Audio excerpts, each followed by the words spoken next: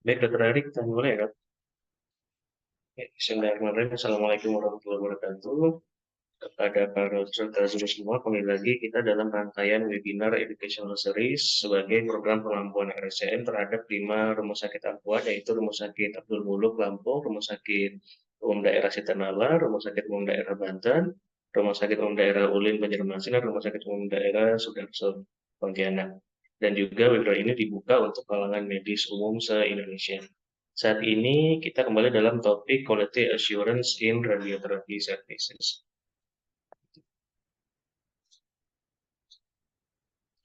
Baik, kali ini kita dengan pembicara Dr.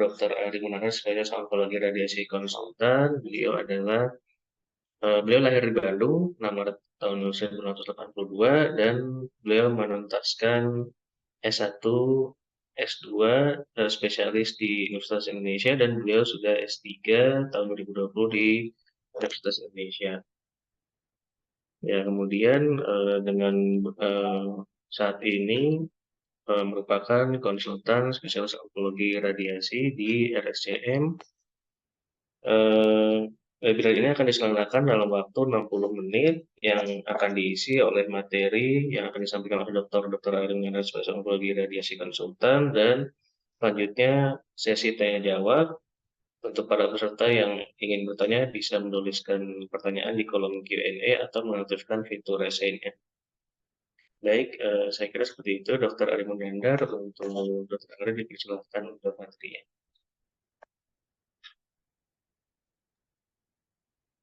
Baik, terima kasih Dokter Hendra. Assalamualaikum warahmatullahi wabarakatuh. Bismillahirrahmanirrahim. Alhamdulillahirrahmanirrahim. Assalatu wassalamu ala asyrafil anbiya'i wal mursalin wa ala alihi washabbihi ajma'in. Amma ba'd. Pertama-tama puji dan syukur hanya kepada Allah Subhanahu wa taala atas segala limpahan nikmat dan rahmat yang tercurahkan kepada kita semua, sebagaimana salawat dan salam semoga senantiasa tercurahkan kepada Rasulullah SAW beserta para keluarga, para sahabatnya, dan para pengikutnya yang setia pada sunnahnya hingga akhir zaman kelak. Eh, Alhamdulillah bahwa pada kesempatan kali ini Allah berikan kita kesempatan untuk bersama ya di webinar kali ini yang akan bicarakan mengenai quality assurance di bidang radioterapi. Dan terima kasih kepada panitia atas penyelenggaraan acara ini dan semoga bisa menjadi eh, bisa menjadi momen yang baik untuk kita semua. Kita minta kepada Allah ilmu yang bermanfaat dan semoga kita semua dilindungi dari ilmu yang tidak bermanfaat. Izin saya share screen dulu untuk materinya. Dan sambil menunggu, sambil mengingatkan juga bahwa saat ini kita berada di 20 Sya'ban ya. Kurang lebih 19 hari lagi kita akan masuk ke Ramadan dan dengan segala keterbatasan waktu yang ada, waktu terus bergerak. eh, Mengingat untuk kita semua termasuk di dalam berbicara agar kita bisa menyiapkan diri untuk memasuki Ramadan dengan sebaik mungkin. Baik, kita mulai masuk kepada materi yaitu quality assurance dalam pelayanan radioterapi. Um, Akan ada beberapa slide mungkin ringkas-ringkas saja karena dalam waktu yang kurang lebih 1 jam mungkin yang kita bicarakan hanyalah secara garis besarnya saja dan secara teknis insya Allah mungkin teman-teman di daerah semua terutama sudah memiliki radioterapi sudah lebih memahami juga secara teknis terutama di bagian fisika medik dan untuk teman-teman sejawat semua yang memang dalam rangka pembuatan center radioterapi eh, yang biasanya sudah memiliki izin Bapeten dan sudah memiliki tim PPR ataupun tim jaminan mutu di dalam radioterapi, mereka sudah lebih memahami secara teknisnya. Namun ini jadi sebagai gambaran umum untuk kita semua. Dan untuk mengawali itu, kita awali dengan sebuah kisah yang bisa menjadi, sebenarnya inti dari pembicaraan ini akan bisa terangkum dalam cerita ini yang mungkin juga bisa menjadi gambaran untuk kita semua. Jadi, bayangkan bahwa kita semua memperoleh kesempatan untuk terbang dengan pesawat yang paling baru, dengan fasilitas yang paling nyaman saat ini.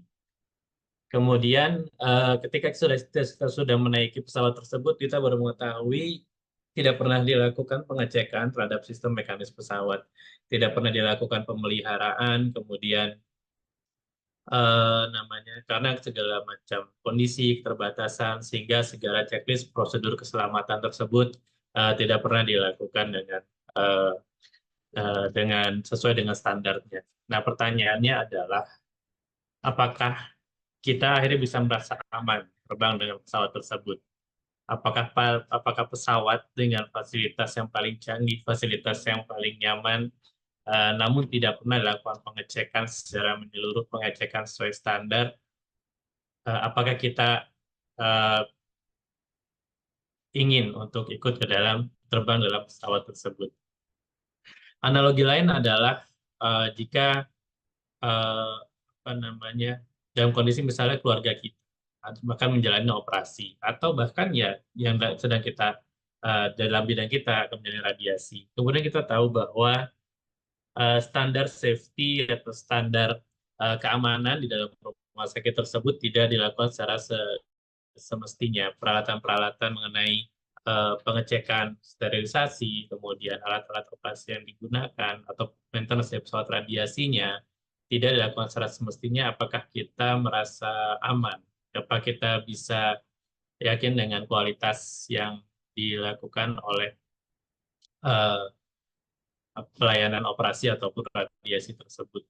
Mungkin dokternya adalah dokter yang sangat handal, atau misalnya eh, perawatnya atau SDM-nya sudah sangat terlatih. Namun dengan peralatan yang tidak ter maintenance dengan baik atau tidak terstandarisasi dengan baik, apakah itu bisa memberikan rasa aman untuk kita semua.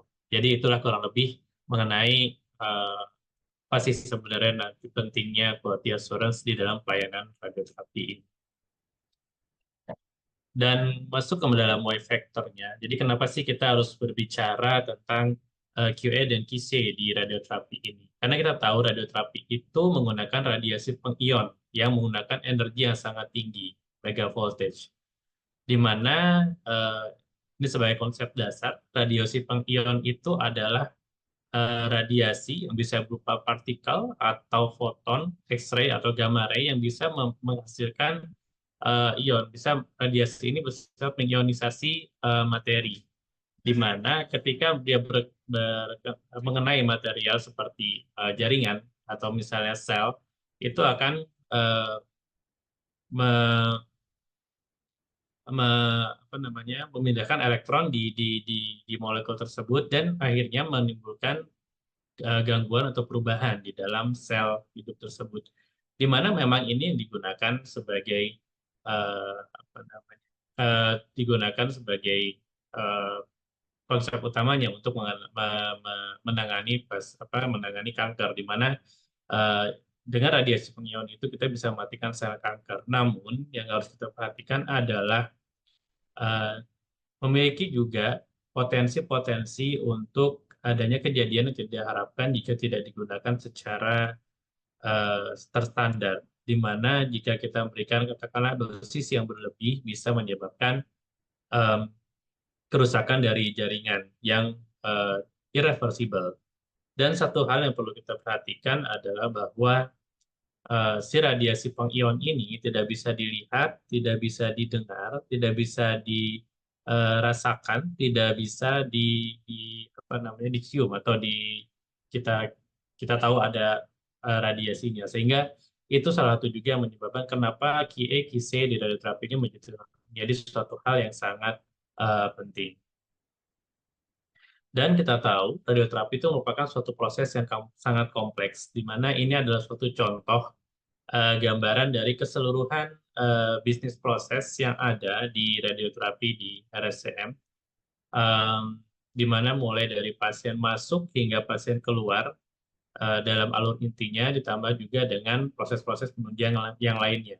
Dan kalau kita lihat di dalam proses intinya saja, maka kita bisa lihat kompleksitas yang ada di sini. Di mana kalau kita lihat bahwa proses-proses mana saja yang krusial untuk terjadinya miss-miss yang mungkin terjadi dalam radioterapi tersebut, sehingga diperlukan suatu QA QC yang eh, apa namanya yang baik. Mulai dari pasien masuk ke dalam poliklinik, di mana pasien bertemu dengan dokter, diperiksa, dilakukan evaluasi dari klinisnya, diputuskan apakah ada indikasi radiasi atau tidak, itu menjadi suatu momen awal dan bisa terjadi miss di sana. Kedua adalah katakanlah misalnya di proses persiapan, baik itu radiasi eksternal maupun brachytherapy, di mana kita tahu dalam proses persiapan tersebut ada tindakan-tindakan seperti misalnya simulator atau CT simulator. Kemudian ada proses di fisika, dilakukan di treatment planning system, penggambaran dari organ yang akan diradiasi, kemudian area yang akan diradiasi, organ yang harus dijaga, kemudian dilakukan pembuatan planning dari radiasinya, memberikan dosis yang akurat, berikan dosis yang optimal kepada jaringan tumor dan sementara aman kepada jaringan sehat sekitarnya. Nah, itu potensi-potensi terjadi miss di situ bisa terjadi dan itu merupakan hal yang dibutuhkan standarisasi, dibutuhkan quality assurance, quality control di sana. Dan juga proses verifikasi. Sebelum kita lakukan radiasi, biasanya kita lakukan proses verifikasi untuk memastikan apakah yang di planning tersebut bisa sesuai dengan apa yang nantinya di-deliver atau diberikan kepada pasien. Nah, itu pun bisa menjadi suatu potensi terjadinya suatu error. Kemudian yang terakhir adalah tindakan utamanya sendiri, yaitu tindakan radiasi eksternal atau pada saat tindakan radiasi brachytherapy, di mana pada saat tindakan radiasi tersebut, pesawatnya, alat radiasinya, eh, juga memiliki potensi-potensi terjadinya error atau hal-hal yang tidak diharapkan. Sehingga inilah kalau kita lihat kenapa sih Y factor-nya, kenapa QA, QC itu menjadi suatu hal yang harus diperhatikan di dalam pelayanan radioterapi. Dan memang kecelakaan radiasi itu suatu hal yang mungkin terjadi dan sudah terjadi, bahkan banyak beberapa contohnya di berbagai belahan dunia. Contohnya ini adalah kita lihat dari berbagai proses yang ada, beberapa contoh dari kecelakaan radiasi tersebut, yaitu misalnya di Kanada pada tahun 85-87 terjadi masalah software di pesawat radiasinya, atau di Polandia tahun 2001 terjadi malfunction dari si pesawat radiasinya. Hal lain misalnya pada sisi pemeliharaan, ketika adanya pemeliharaan yang tidak sesuai di Spanyol tahun 90 terjadi kerusakan dan tidak terinformasikan dengan baik. Atau proses kalibrasi. Proses kalibrasi contohnya di sini di USA dan juga di Costa Rica tahun 96 ada kalibrasi ketika ada error dalam proses kalibrasinya ketika terjadi pergantian sumber kobalt. Contoh lain misalnya di TPS. Di TPS ketika misalnya di USA tahun 88 ketika ada perubahan penggantian sumber kobalt, data-data di TPS-nya tidak diupdate atau misalnya tidak dilakukan acceptance test dari TPS-nya, atau misalnya ketika ketika kemudian TPS misalnya data-data yang harus dimasukkan, data-data yang harus dilihat, namanya pembuatan lapangan dan lain sebagainya. Masuk juga contoh lain misalnya di proses simulator. Ini juga yang biasa kita terkait dengan safety yang misalnya pelabelan kiri dan kanan. Nah, itu yang kadang-kadang bisa menjadi masalah. Harusnya kita katakanlah meradiasi kaki kiri, ternyata kita radiasi kaki kanan. Atau misalnya dalam proses setup penyinaran, tadi kita bilang verifikasi. Verifikasi pun bisa terjadi error di sana. Misalnya pada saat data transfernya, kemudian ketika misalnya pembuatan MLC di pesawat yang tidak bekerja dengan baik, nah itu bisa menjadi suatu hal-hal yang prone terjadinya error dan ini sudah terjadi. Ya alhamdulillah Allah masih jaga kita bahwa di Indonesia ini sepertinya belum ada reporting atau cerita-cerita mengenai adanya kecelakaan radiasi dan semoga Allah tetap menjaga kita semua. Namun ada hal lain di sini bahwa tidak terreporting itu bisa ada dua. Pertama memang tidak terjadi atau yang kedua belum ada sistem yang belum ada sistem yang ditetapkan untuk hal itu. Ataupun kalau sudah ada prosesnya belum terjadi dengan baik. Oke, itu adalah Y factor-nya. Kemudian kita masuk ke dalam basic-nya atau fondasinya. Jadi sebenarnya apa sih QE dan QC di radioterapi itu? Kalau kita lihat dari definisinya, maka quality assurance itu adalah semua kegiatan, semua prosedur, semua sistem yang disiapkan untuk memberikan confidence atau meyakinkan bahwa suatu produk atau suatu pelayanan diberikan sesuai dengan standar yang ada. Jadi yang kita lakukan sudah comply dengan standar yang ada. Dan ketika kita bicara QA, maka ini adalah mencakup suatu hal yang luas, suatu mencukupi seluruh sistem yang ada, seluruh prosedur yang relevan, seluruh kegiatan dari scope tersebut, atau dan juga melibatkan seluruh grup dari staff-staff yang ada, seluruh karyawan yang ada di sana. Ini adalah quality assurance secara general.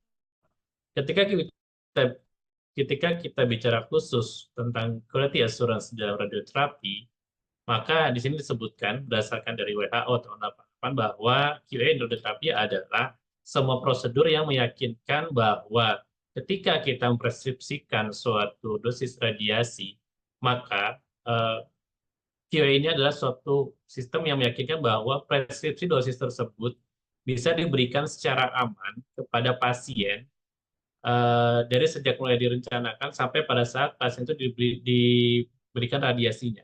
Termasuk juga kepada para pegawainya, di mana pegawai tersebut mendapatkan minimal exposure dari radiasi tersebut.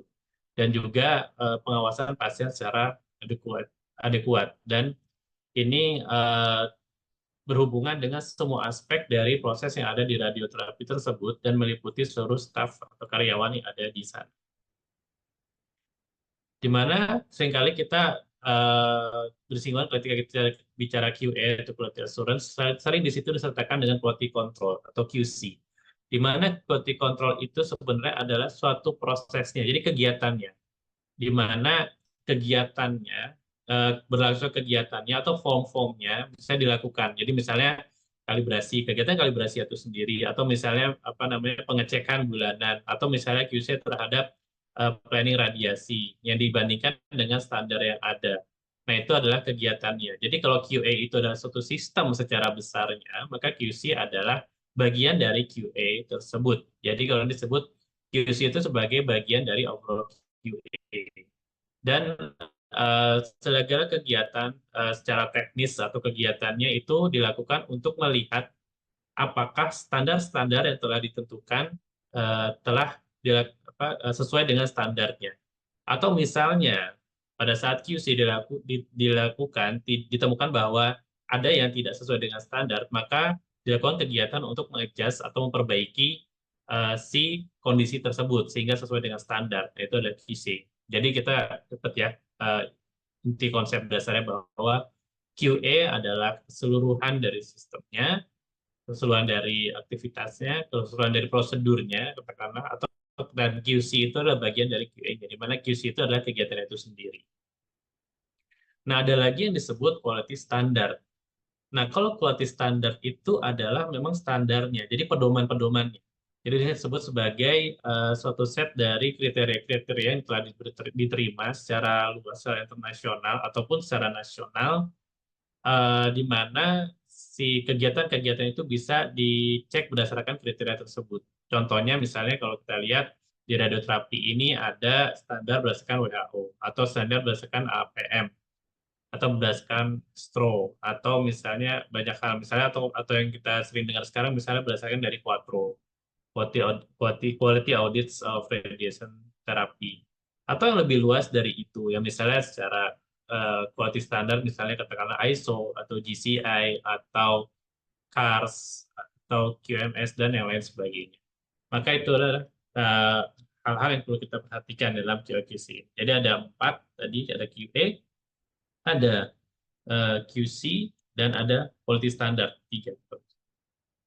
Nah, ini adalah contoh-contoh dari standarnya, beberapa referensi yang bisa digunakan, biasanya umumnya digunakan di radioterapi, misalnya safety standard, kemudian buku-buku dari IAEA, atau misalnya juga regulasi-regulasi dari Bapeten, dari badan yang namanya ditetapkan sebagai pengawas di Indonesia, ataupun juga dari perhimpunan profesi sendiri. Misalnya di sini ada pedoman profesi, pedoman pelayanan radioterapi, Nah, itu sebagai contoh-contoh standar di mana bisa kita gunakan sebagai acuan untuk meyakinkan bahwa yang sudah kita lakukan di rumah sakit kita sudah sesuai dengan standar yang ada dan aman untuk pasien. Nah, kita masuk ke dalam implementasinya. Bagaimana sih implementasi quality assurance di dalam pelayanan radioterapi tersebut? Tadi kita kembali ke proses dasar kita bahwa quality assurance itu sifatnya harus menyeluruh. Sehingga kita harus memetakan dulu nih pertama bahwa bagaimana sih proses bisnis yang ada di rumah sakit kita mulai dari awal sampai akhir, tidak hanya intinya saja, tapi juga penunjang-penunjang yang ada tersebut.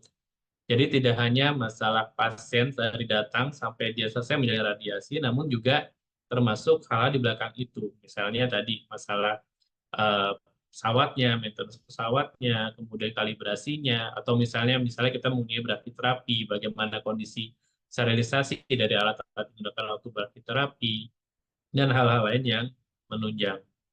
Contoh di sini adalah sekali lagi yang saya buat dari RSCM. Ini adalah proses bisnis utamanya, di mana kita memetakan mulai dari proses penerimaan pasien dari awal, masuk ke poliklinik, lakukan penjadwalan, ke proses persiapannya. Oke, saya pakai pointer saja. Oke.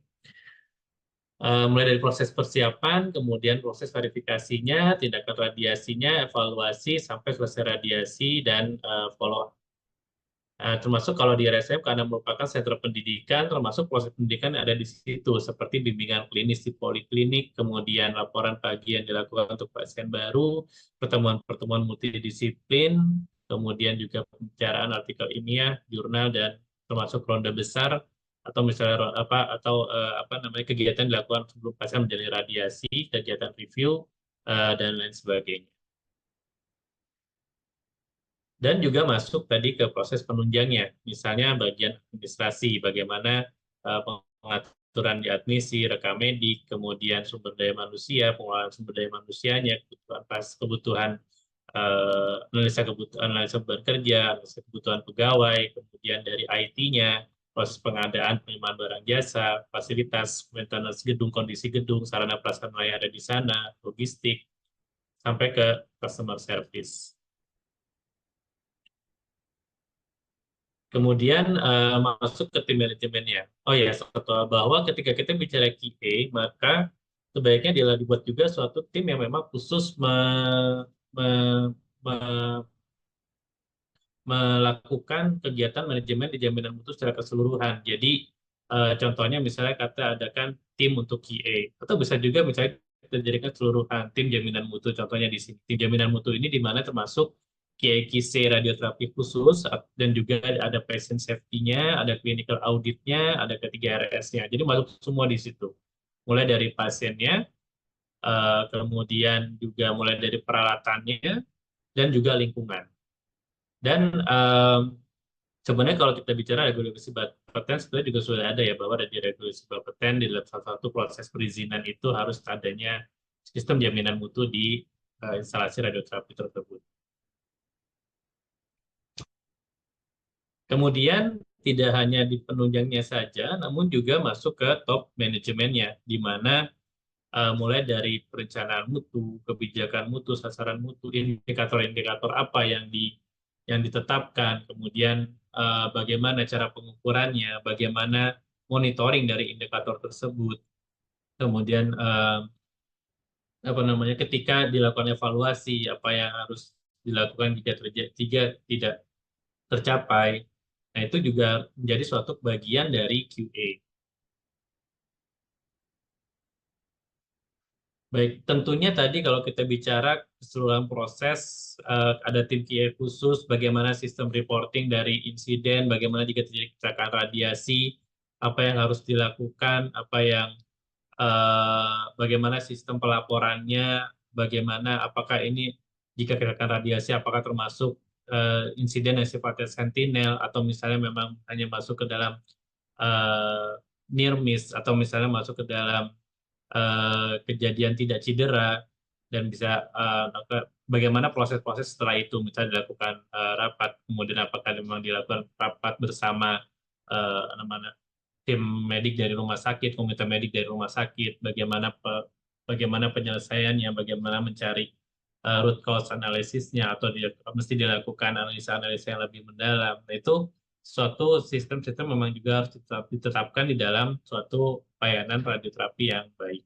Dan kita tahu bahwa ketika kita bicara tersebut, sebenarnya kita adalah membangun suatu lingkungan safety atau safety culture, suatu budaya keamanan yang tidak hanya mencakup keamanan pasien, tapi juga keamanan pasien, keamanan dari karyawan, keamanan pengunjung yang ada di sana. Dan itu mulai dari value yang harus ditetapkan dari dasar, bahwa seringkali yang menjadi kendala adalah ketika bicara masalah insiden atau aksiden atau hal-hal yang mungkin tidak sesuai dengan standar, seringkali kita berbicara masalah punishment atau misalnya bicara masalah bahwa ini menjadi hal yang tidak baik atau tidak apa namanya tidak baik untuk suatu organisasi. Namun ketika kita bicara safety dan tujuan kita adalah supaya pasien ataupun pengunjung ataupun karyawan dari kita terjaga dengan baik keamanannya, maka ini adalah suatu hal yang memang harus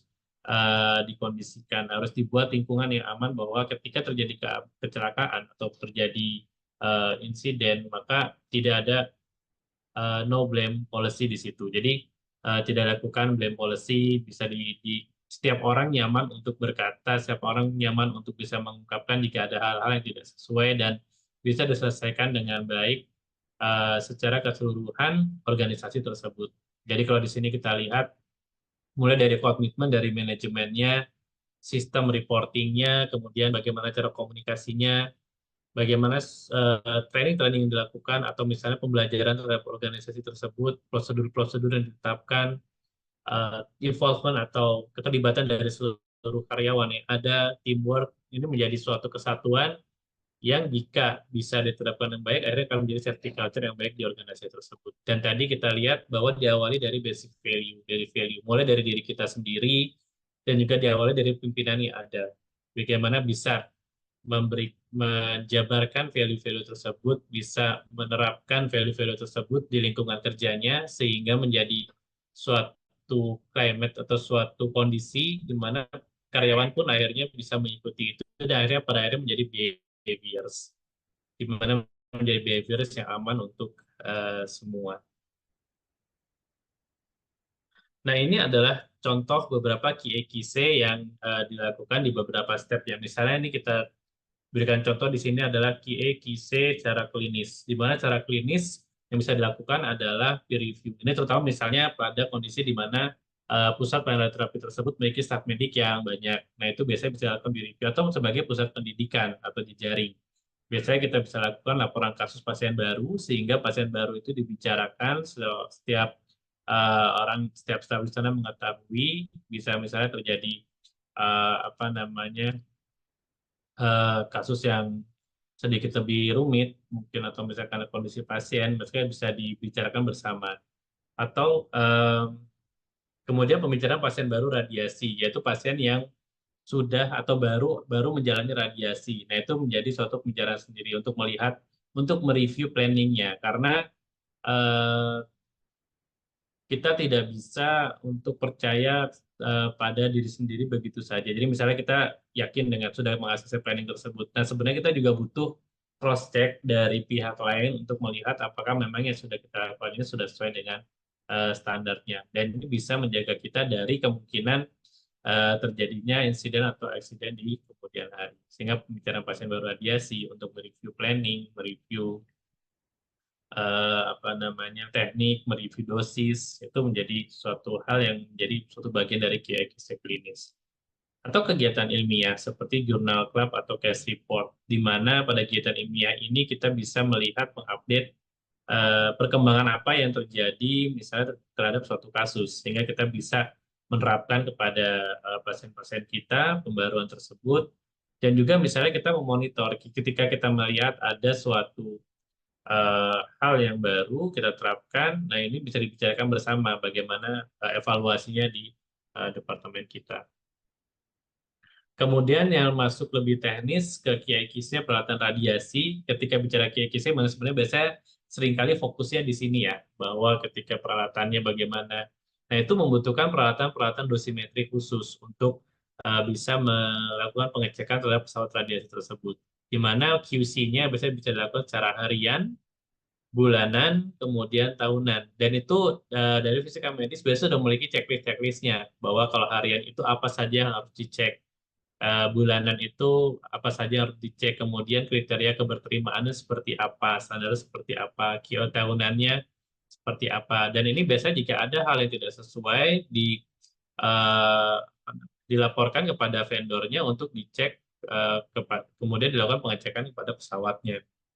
Dan juga QA terhadap pasien. QA yang dilakukan fisika medik terhadap pasien, misalnya terhadap parameter-parameter di dalam penyinaran. Misalnya rabimnya, kemudian output dosisnya, kemudian parameter-parameter dari dosisnya, MLC-nya, dan sebagainya.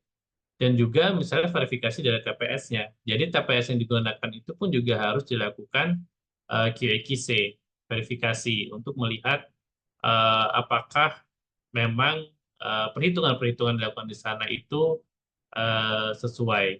Dan ini biasanya dilakukan tadi, membutuhkan peralatan-peralatan dosimetri atau peralatan seperti misalnya Phantom atau alat ukur, atau misalnya eh, yang semisalnya itu yang biasa dilakukan oleh tim fisika. Nah, tidak hanya pasien, tidak hanya peralatan, namun juga terhadap pekerja radiasi, di mana kita tahu sebagai karyawan yang bekerja di lingkungan yang berada radiasi, maka keamanan radiasi untuk karyawan juga harus diperhatikan. Dan ini menjadi suatu persyaratan juga, misalnya penggunaan TLD dari seluruh karyawan. Bagaimana pengukuran dari TLD tersebut? Apakah dilakukan pemeriksaan secara berkala? Bagaimana batasan dosisnya? Apakah tetap aman? Bagaimana kebocoran area radiasi yang ada di instalasi radioterapi tersebut? Kemudian bagaimana penanganan source misalnya untuk brachyterapi? Bagaimana kondisi penanganan source-nya? Apakah di daerah tersebut juga tetap aman? Dan bagaimana batasan kondisi untuk publik, seperti tadi misalnya pengukuran radiasi di area ruang tunggu radiasi dan sebagainya, yang diusahakan tetap aman. Memang kalau bicara masalah yang tadi sudah kita sampaikan ya, kerumitannya, dan mungkin juga akhirnya menumpuk banyak form-form atau harus mengisi banyak form, memang benar tidak disangka bahwa kegiatan-kegiatan QA/QC ini seperti suatu beban tambahan atau suatu hal yang merepotkan, atau memang jadinya harus banyak dokumentasi, harus banyak extra effort. Misalnya katakanlah kita kerja dari Senin sampai Jumat, namun Sabtu biasanya fisika ada tambahan untuk melakukan QA/QC tersebut untuk perawat radiasi. Namun di balik itu semua kita harus yakini bahwa ada manfaat-manfaatnya memang, dan ini memang penting untuk kita. Karena kalau kita lihat bahwa dengan kita bisa melakukan QA yang baik, kita bisa meyakini bahwa pelayanan yang kita lakukan itu aman. Pelayanan yang kita lakukan itu sesuai standar. Eh, Kemudian dengan adanya safety culture yang baik, kita bisa yakin bahwa ketika ada terjadi suatu error atau suatu hal yang mungkin potensi belum terjadi, jadi baru potensi terjadinya suatu hal yang tidak diinginkan, sudah bisa dikomunikasikan karena karyawan kita berani untuk melakukan pendapatnya, sehingga kita bisa mencegah sebelum hal tidak diinginkan kejadian, dan peningkatan dari sistem manajemen yang ada di kita. Dan terutama sebenarnya benefit untuk pasiennya, di mana dengan kita memberikan melakukan QI yang baik, maka kita yakin bahwa terapi yang kita berikan kepada pasien kita sesuai dengan standarnya, dan hasil yang diberikan kita harapkan sesuai dengan hasil yang paling optimal sesuai dengan izin dari Allah. Dan juga kita bisa memberikan keyakinan pasien bahwa kalau pasien itu tahu, seperti tadi misalnya kita naik pesawat tadi, kemudian kita tahu bahwa pesawat ini tersertifikasi dengan baik, maintenance-nya baik, sistem pengecekan baik, tentunya akan menjadi reassurance, keyakinan bahwa kita bahwa dari sisi keamanan pesawat ini baik. Nah, kemudian selanjutnya apa? Setelah kita bicara keseluruhan QA, QC tersebut, tentunya kita tidak berhenti sampai di situ yang diharapkan. Bahwa memang kita sudah menetapkan QA, QC, kita sudah melakukan dengan baik. Namun, tentunya bahwa kita ingin tetap berkembang, karena memang kita hidup itu kita harus bertumbuh, organisasi kita juga harus terus bertumbuh, sehingga harus lakukan continuous improvement. Continuous improvement-nya biasanya kita sering mendengar ya siklus PDCA. Kita lakukan perencanaan, kita lihat, kita evaluasi apa yang bisa kita lakukan untuk peningkatan. Nah, contohnya adalah peningkatan-peningkatan tersebut seperti demikian. Misalnya kita meningkatkan dari sisi sertifikasi dari organisasi kita, di mana misalnya kita apa namanya ikut untuk kriteria sertifikasi ISO, atau misalnya rumah sakit secara keseluruhan rumah sakit untuk patient safety kita ikut ke dalam sertifikasi GCI atau CARS, atau misalnya yang sering di radioterapi adalah melakukan audit Quattro, di mana audit Quattro ini adalah suatu audit yang sifatnya volunteer untuk melihat bagaimana suatu center tersebut memberikan pelayanan sesuai dengan standarnya eh, dan melingkupi aspek menyeluruh dari kegiatan radioterapi tersebut dari pasien datang hingga pasien selesai termasuk penunjang. Jadi keseluruhan yang tadi kita bicarakan. Di mana kontrol ini biasa juga menjadi suatu syarat jika suatu center ingin menjadi lahan pendidikan. Dan kembali kita lihat si rantai ini bahwa kalau kita bicara QA maka mulai dari asesmen pasien sampai dengan juga uh, proses radiasi dari pasien sampai selesai itu semua hal yang saling berkaitan dan harus kita jamin QA/QC-nya. Di mana pada akhirnya memang kita berharap peningkatan kualitas pelayanan itu adalah kita lihat yakin bahwa proses berkelanjutan dan tujuannya adalah kita memberikan terapi radiasi yang tepat, akurat. Memang kalau kita bicara untuk hasil, memang awalnya menentukan hasil, namun kita bertanggung jawab pada proses. Kita bertanggung jawab memberikan terapi radiasi yang tepat, akurat, dengan hasil akhir peningkatan kualitas pasien dan kepuasan dari pelanggan. Mungkin itu yang bisa saya sampaikan untuk materi kali ini. Mungkin silakan untuk sesi tanya jawab ya. Saya kembalikan kepada Dr. Chandra. Terima kasih.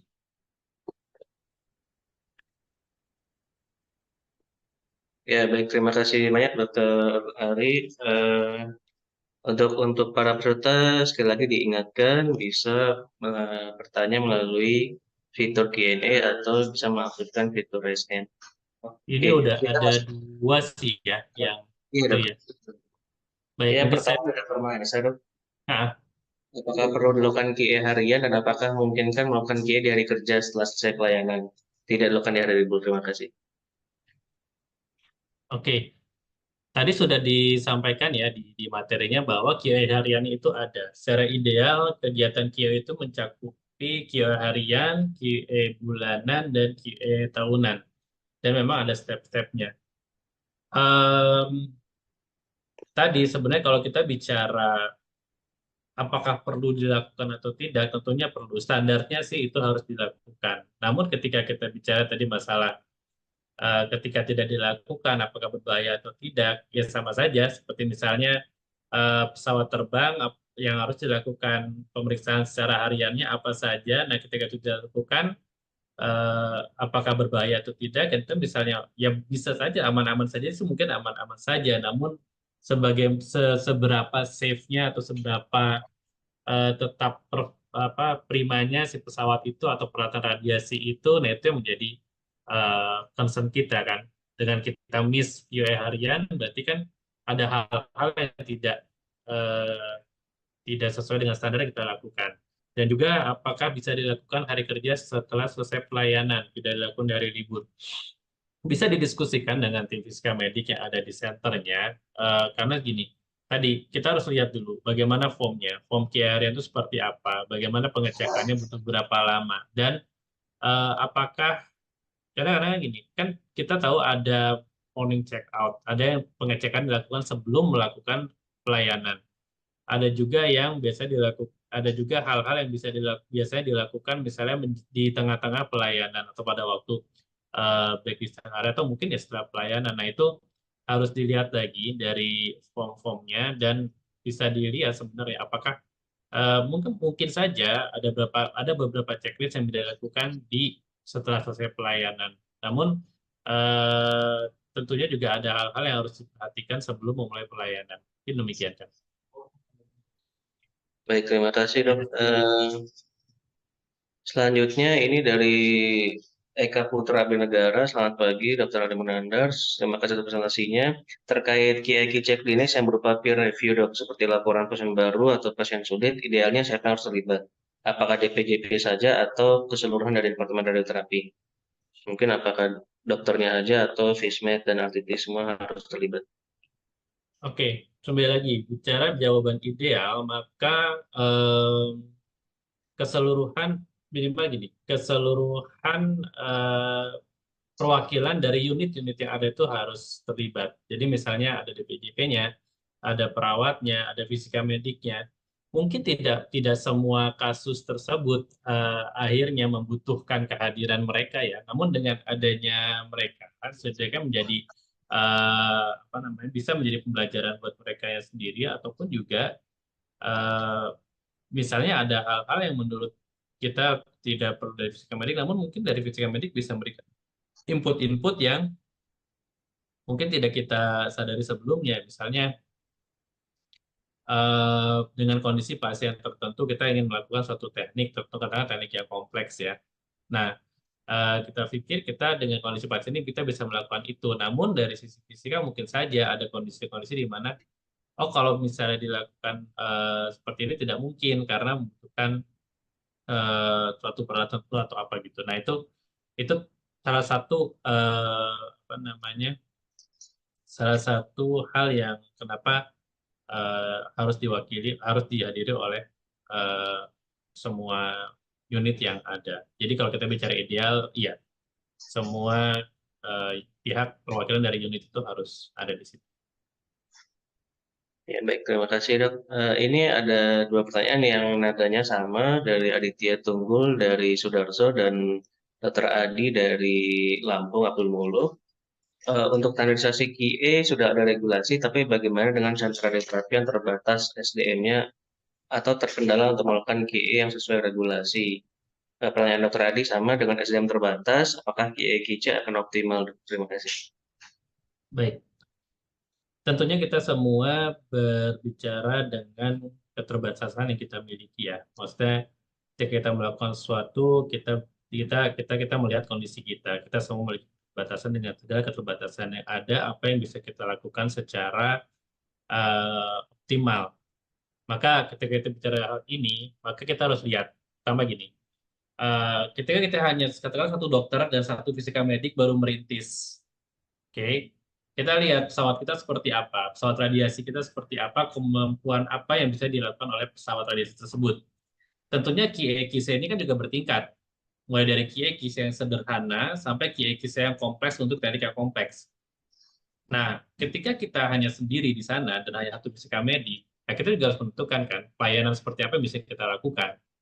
Walaupun pesawat yang paling canggih yang ada di dunia saat ini, namun jika SDM kita tidak memadai untuk melakukan pelayanan paling canggih tersebut, mungkin pada akhirnya kita hanya bisa pada awal-awal hanya melakukan pelayanan sederhana. Nah, ketika kita bicara pelayanan sederhana tersebut, tentunya QA/QC-nya juga bisa disesuaikan dengan pelayanan yang sederhana tersebut. Contoh teknisnya nih, akhirnya kita hanya bisa melakukan teknik 3D atau yang benar MRT. Nah, tentunya QA/QC-nya ya udah terkait dengan QA/QC yang terkait dengan 3D ataupun MRT saja. Tidak harus misalnya sampai melakukan QA/QC yang terkait dengan SBRT. Dan juga kita bisa melihat tadi QA/QC harian, QA/QC bulanan, QA/QC tahunannya. Yang mana yang benar-benar harus sesuai dengan tadi ada regulasinya terkait dengan perizinan, yang mana yang sifatnya jadi kan kita ada yang mandatori, ada yang memang opsional. Nah, itu bisa kita lihat juga. Dan pada akhirnya adalah kita harus yakin bahwa ketika kita tidak melakukan suatu tahapan dari KIK tersebut, dampak apa yang akan terjadi? Atau misalnya probability-nya. Karena akhirnya gini, kita kan bisa juga ada yang melakukan apa namanya manajemen resiko. Manajemen resiko kita kan bisa melihat kalau kita resiko apa yang kita akan terjadi jika kita sedang melakukan hal tersebut. Dengan segala keterbatasan SDM yang ada, mana yang bisa kita optimalkan, atau misalnya ya setidaknya dengan kita melakukan, katakanlah walaupun satu satu checklist tidak dilakukan, tapi jika checklist yang lain itu dilakukan dengan baik atau kita lebih ketatkan standarisasinya, mungkin pada akhirnya checklist yang kita lakukan tersebut bisa tertutup oleh checklist yang lainnya. Nah, itu memang butuh butuh pembicaraan, butuh diskusi dan butuh pemikiran dari si center tersebut, dari fisika medik, dari dokter, dari RTT-nya harus duduk bareng, harus bicara, harus lihat bagaimana akhirnya bisa apa supaya pelayan mereka bisa tetap sesuai dengan standarnya, QA/QC apa yang bisa dilakukan yang sesuai dengan regulasi dan apa namanya tetap aman untuk pasien. Karena pada akhirnya kan pada ujungnya adalah semaksimal apa sih yang sudah kita lakukan untuk keamanan dari pelayanan tersebut. Mungkin itu. Baik, terima kasih dok. Ini di kolom Q&A mungkin sudah tidak ada pertanyaan, Ya. tapi mungkin ada beberapa dok. Untuk tumor board meeting apakah bisa disebut sebagai QA klinis ya dok? Karena ini kan melibatkan multidisiplin. Apakah sebetulnya semua jenis kanker lebih baik dilakukan tumor board meeting atau seperti apa dok? Oke. Bicara mengenai tumor board meeting. Tumor board meeting kan terasa multidisiplin ya. Kalau kita bicara QA, QC keseluruhan dari pelayanan suatu kanker atau suatu pelayanan kanker yang terpadu, tentunya tumor board meeting menjadi bagian dari QA, QC tersebut. Namun jika kita bicara spesifik lingkupnya untuk QA, QC, pelayanan radioterapi, maka mungkin ya pasien yang akan diradiasi saja, dan itu belum tentu melibatkan tumor board meeting keseluruhan. Nah, apakah sebaiknya seluruh kasus dibicarakan di tumor board tersebut? Tentunya kalau bicara ideal, ya seluruh kasus harus dibicarakan. Namun, kita kembali bicara masalah keterbatasan kondisi kita. Nah, ketika kita bicara keterbatasan, maka kita bisa lihat, kan kita juga punya salah satu tadi safety culture tadi kan kita membuat prosedur, kita membuat panduan. Dengan suatu tim yang baik, tentunya akan ada pedoman-pedoman misalnya untuk kasus, katakanlah kasus terbanyak ya, misalnya kita memiliki kasus kanker serviks terbanyak, kemudian kanker serviks terbanyak yang umumnya ada misalnya yang pasca operasi, dengan pasca operasi, kemudian lanjutannya radiasi. Nah, kasus-kasus itu kan bisa dibuat suatu algoritma, di mana pasien-pasien memang sudah berjalan sesuai algoritma tersebut, tentunya tidak menjadi prioritas dibicarakan dalam tumor board meeting. Namun kasus-kasus yang dengan kondisi khusus, kondisi tertentu, nah itu yang menjadi mandatori untuk dilakukan pembicaraan tumor board meeting. Jadi kita kembali kepada kondisi kita maksimalkan apa yang bisa kita lakukan. Gitu, Cak. Terima kasih banyak dok.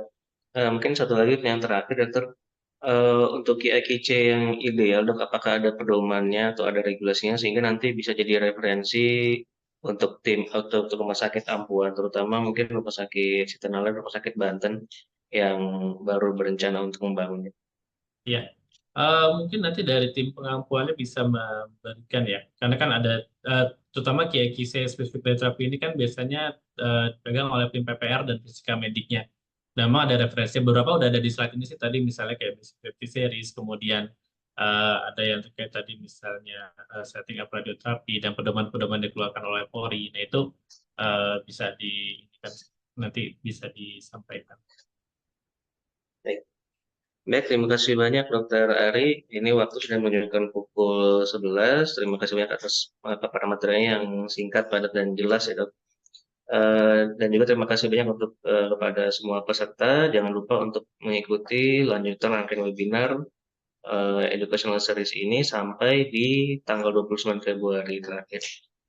Terima kasih banyak Dokter Ari. Kita tutup webinarnya. Alhamdulillah. Assalamualaikum warahmatullahi wabarakatuh. Waalaikumsalam warahmatullahi wabarakatuh.